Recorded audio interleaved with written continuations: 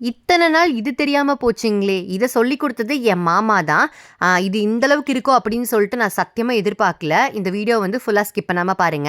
நான் நைட்டு தூங்குனதே வந்து பார்த்தீங்கன்னா, ஒரு 1:00 ஆட்டதா காலையில 5 மணிக்கெல்லாம் எந்திரிச்சாச்சு. எதுக்குன்னு பார்த்தீங்கன்னா, நம்மளுக்கு ஆயில் ஸ்டாக் அவுட்ல இருந்தது. ஆயில ரெடி பண்ணி அத வந்து பேக் பண்ண ஸ்டார்ட் பண்ணிட்டோம். ஸோ, அதனால தான் அவ்வளோ ஏர்லியா எந்திரிச்சோம். பஜ்ஜி மேல ஏதோ பொடிய போட்டுட்ருக்கேன் அப்படின்னு தானே பார்க்குறீங்க. என் மாமா சொல்லிக் குடுத்தது இதுதாங்க. இந்த பொடிய வந்து பஜ்ஜியோட நம்ம தொட்டு சாப்பிடும்போது வேற லெவல் இருந்துச்சுங்க டேஸ்ட்டு. என்னால் நம்பவே முடியல. இப்படி கூட காம்பினேஷன் இருக்கா அப்படின்னு சொல்லிட்டு எனக்கு இப்போ தாங்க தெரிஞ்சுது. இது வேறு எந்த பொடியும் கிடையாதுங்க.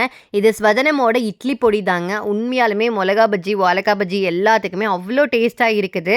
ரீசெண்டாக பெருந்துறையில் இருக்கிற ரெஸ்டாரண்ட்லேருந்து நம்மளுக்கு பருப்பு பொடி ஆர்டர் கொடுத்துருக்காங்க அப்படின்னு சொல்லியிருந்தோம்.